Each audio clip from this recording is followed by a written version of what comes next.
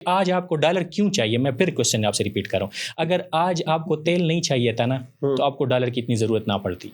لیکن تیل کس میں ہے؟ ڈالر میں. کون پروڈیوس کر رہا ہے؟ گلف پروڈیوس کر رہا ہے. تو اس کی کرنسی میں کیوں نہیں ہے؟ Important question. کیونکہ جب ان کو میں ہسٹری پھر کنیکٹ کروں گا, یہ فائنینشیل ہسٹری بڑی امپورٹنٹ ہے. بریٹن ووڈ بنا, بریٹن ووڈ میں انہوں نے کلیم کیا کہ ہم نے گولڈ بیک سسٹم ختم کر دیا.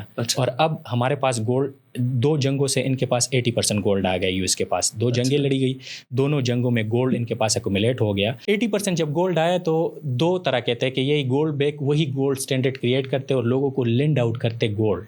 اچھا, مطلب کیا گولڈ بیس کرنسی تھی تو گولڈ لینڈ آؤٹ کرنا چاہیے. ٹھیک ہے.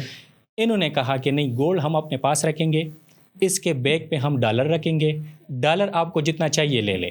پیچھے گولڈ ہے نا, میرے پاس 80% گولڈ ہے دنیا کا, آپ کو اسی کے اوپر اس کے پیچھے کلیم یہ ہے کہ آپ اتنا گولڈ لے آئیں گے.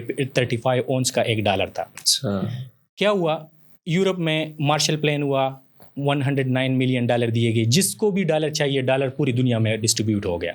اچھا, اس سے اکانومی چلتی گئی. لیکن ڈالر 60% زیادہ پرنٹ ہوا. مطلب کہنے کا میرا مقصد ہے اتنا پیچھے گولڈ نہیں تھا جتنا ڈالر پرنٹ ہو گیا. ڈالر پرنٹ ہو گیا. اچھا. جب یہ ورلڈ وار 2 کے بعد یہ اکانومیز تھوڑے سے اپنے پاؤں پہ کھڑے ہو گئے, جرمنی اور یہ باقی اکانومی, جاپان, یہ سارے, تو انہوں نے 1968 میں کہا, ان کو پتہ چل گیا کہ بھئی 60% زیادہ گولڈ ہے, تو انہوں نے کہا کہ بھئی ہمیں ابھی یہ ڈالر لے لو اور آپ نے جو کلیم کیا تھا ہمیں گولڈ دے دو. کیونکہ ان کو پتہ تھا کہ گولڈ ایکچوئل کرنسی ہے. پیچھے تو گولڈ ہے نہیں. تو آپ ابھی نکسن کا اسپیچ نکالیں, ان کے اپنے سیکرٹری کو کہتا ہے کہ ان کو بتائیں کہ یہ جو ابھی یہ مزے کر رہے ہیں یہ اس وجہ کر رہے ہیں کہ ہم ڈالر پرنٹ کر رہے ہیں, ہمارے پاس کتنا گولڈ کہاں ہے. ان کو نہیں پتہ.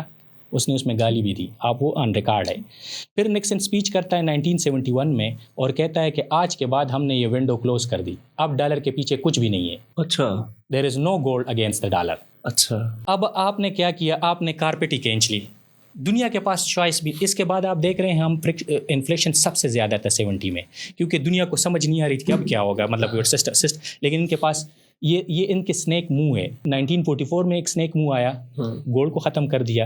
1971 میں دوسرا سنیک منہ آیا, ڈالر سے گولڈ کو اڑا دیا. ان کے لیے اس وقت چاہیے تھا, ان کو ذہن میں تھا کہ اب ہم نے ڈالر کو بیک تو کرنا ہے کسی کموڈٹی سے, گولڈ نہیں تو کسی. تو یہ جا کے سعودی عرب اور گلف کنٹری کے پاس انگریمنٹ کے لیے گئے. ان کو کہا کہ ہم 2 چیزیں آپ کو دیں گے, آپ نے ایک کام کرنا ہے. ایک یہ ہے کہ ہم آپ کو سیکیورٹی دیں گے, آپ کو کوئی نیشن اسٹیٹ آپ پہ حملہ نہیں کر سکتا, ہم ہوئے آپ کے بیسز بنائیں گے ادھر. ٹھیک ہے. دوسری بات یہ ہے کہ آپ جو ہے نا, مطلب یہ جو جتنی ہم پروڈکشن چاہیں گے, جس اماؤنٹ کا چاہیں گے اتنی کی آپ نے آئل پروڈیوس کرنا ہے, اور اس کو ڈالر میں بیچنا ہے, کسی اور کرنسی میں نہیں.